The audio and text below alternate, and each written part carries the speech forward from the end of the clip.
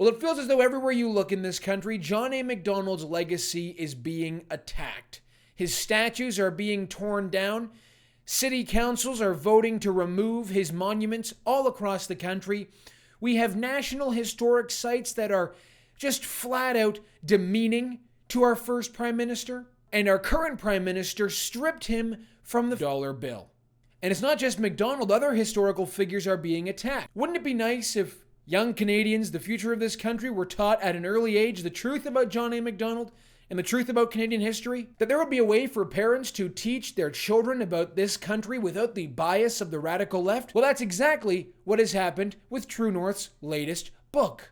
Authored by former True North writer Lindsay Shepherd, A Day with Sir John A. is now a bestseller in the children's book category. And Lindsay Shepherd joins us now to talk about this new book. Lindsay, the first and the most obvious question is, what motivated you to write this children's book about our first prime minister, about John A. Macdonald?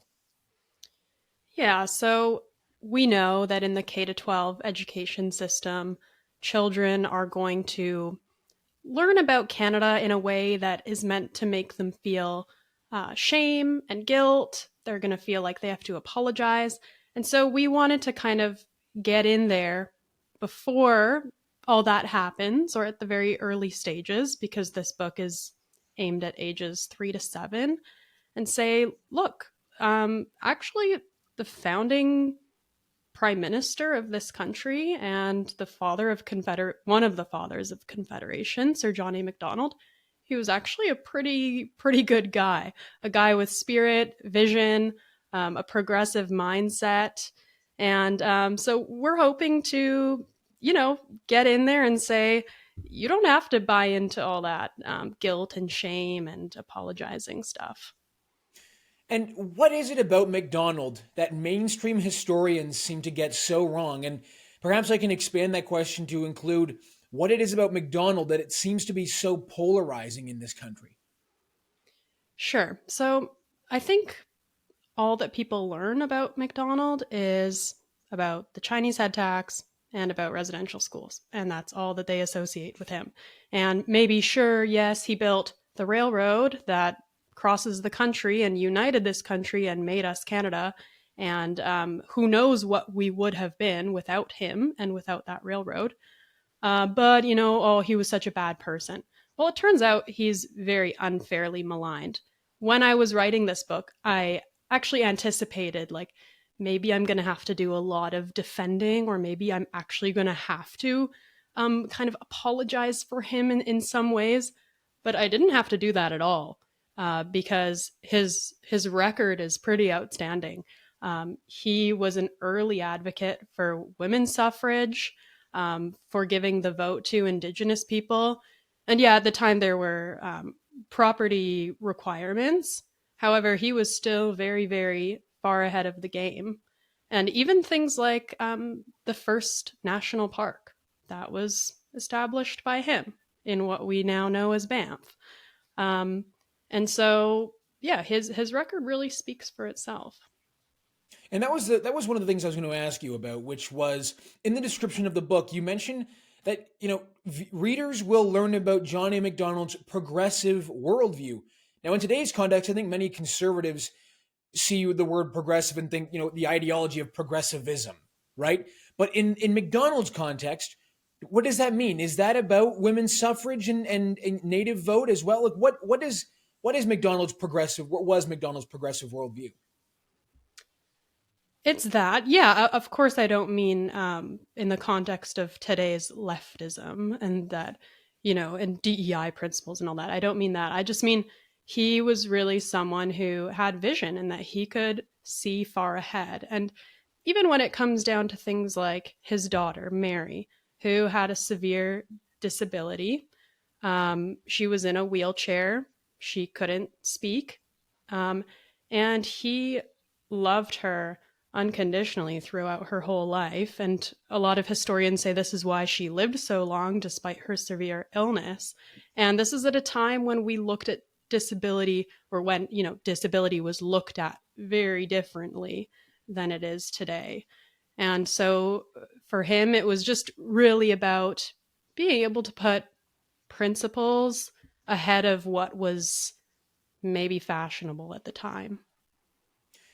So much of the attacks that we hear about Macdonald and I guess you could call them the slights on his legacy, like we've seen at his home Bellevue House in Kingston, the toppling of his monuments, the erasing of his monuments all over the country. So much of it is justified by cherry picking pieces of his legacy, or even just not even telling the truth about Macdonald's legacy. I'm curious, as an author of this book about Macdonald, do you feel like the attacks that we've seen on Macdonald are really designed to be attacks on Canada and to try to attack the foundation of our country? Because I'll tell you, that's kind of the way I look at it. Yeah, absolutely. And for me, I don't really remember when I was in school going into a lot of depth about Macdonald. And still, I've kind of always carried this feeling of knowing that if it weren't for him, we wouldn't be Canadian, and this country wouldn't exist without him. And it was really because of his determination. And you bring up Bellevue House. And interestingly, that was the catalyst for this book, because the publisher of this book is True North.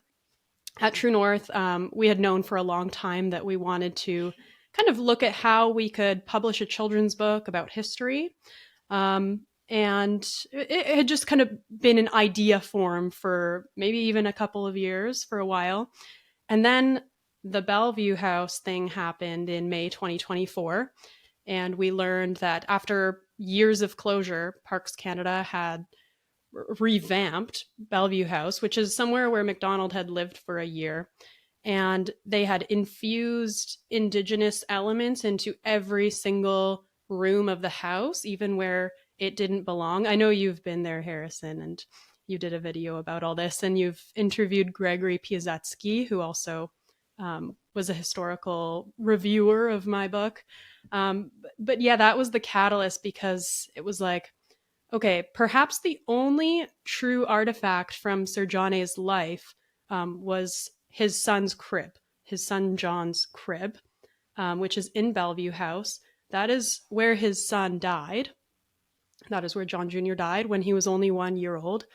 And in this room where that crib is, when you're supposed to be feeling grief and sympathy, you actually have a loop of Indigenous teachings or something that is just interrupting your thoughts. And that's just kind of the theme of Bellevue House, right? Is it's all about, they're trying to put into your head colonialism and genocide, and it's all about residential schools. Call this hotline. Yeah. Right. I mean, I had the exact same thought, and I remember going into John Jr.'s room, and if I recall, you basically got the room is dedicated to Indigenous children and their mistreatment at residential schools, and every room in the house is dedicated to Indigenous people and their suffering in this country. And as you point out, I think that was the most. I really, I would use the word disgraceful of the Macdonald legacy. To do that in the room in which his son died was really, just really gross. You mentioned something there. You said you had historical reviewers. Take me through that. So you had Greg Piasecki. Did you just Greg, or did you have other people that went through the book to make sure that what you've written is accurate? Yes, we also had Dr. Tom Flanagan, who is a co-author of Grave Error, which is another one of True North's books, maybe our most prominent. And then also Kelsey Walker, who I know, and she did her master's thesis about Macdonald. So these three individuals were so helpful. And otherwise, yeah, I mean, just months and months of research went into creating the setting for the book, making sure everything was accurate. I mean, even when I was working with the illustrator, right, you have to be so particular about things. Like sometimes I would notice that she did the wall trim a little bit different in this image or this image, so we have to correct that. So yeah, everything was very, very reviewed and perfected, hopefully. Well, it appears as though it all paid off, because the book has experienced a lot of success in very quick fashion, right? I mean, I think it's at the top of an Amazon bestseller list, if I'm not mistaken. Are you pleasantly surprised about the appeal and the reception that Canadians have had to the book so far? Yeah, so we're a number one bestseller in all of our categories, which is Wow. amazing.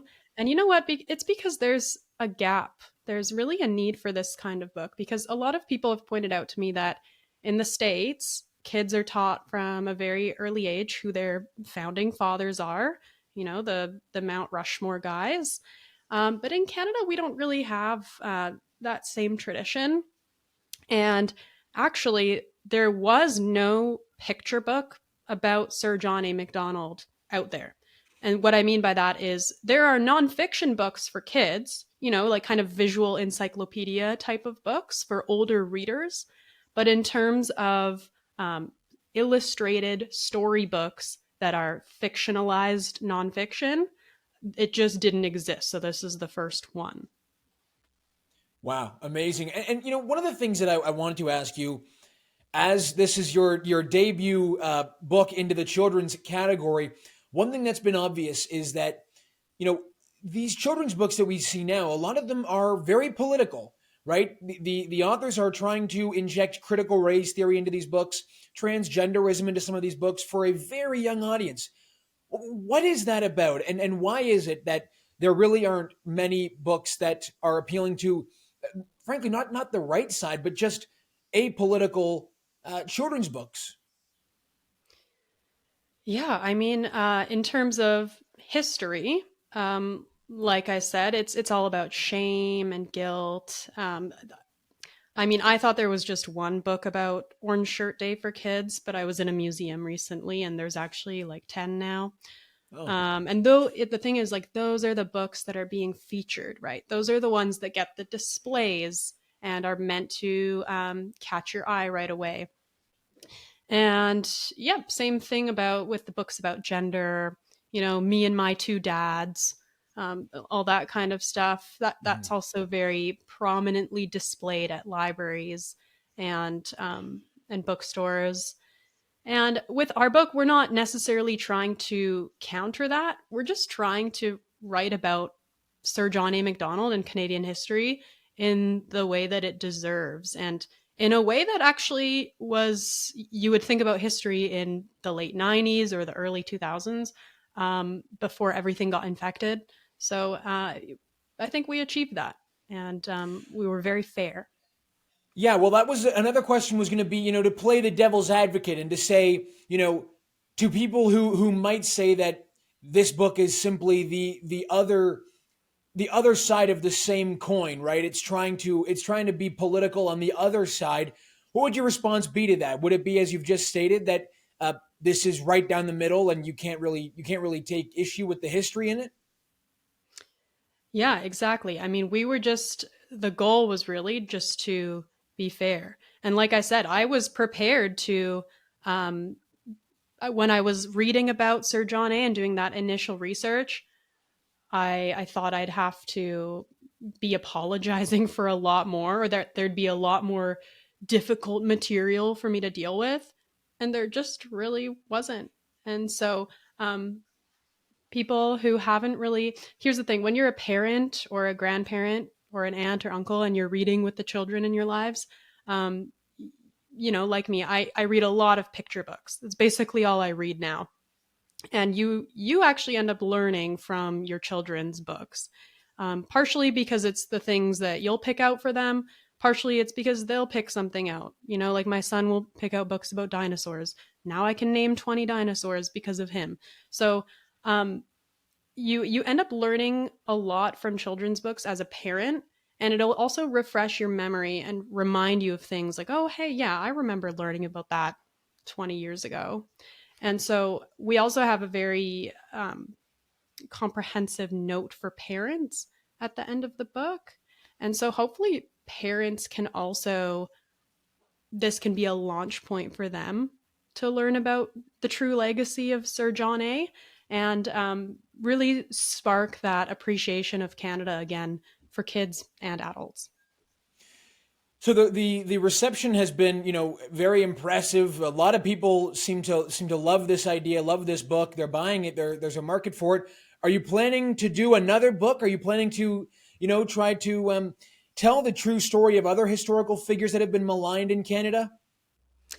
definitely been requested. I do have a preliminary list of ideas, Yeah. of figures who may be on that list, but we'll have to see.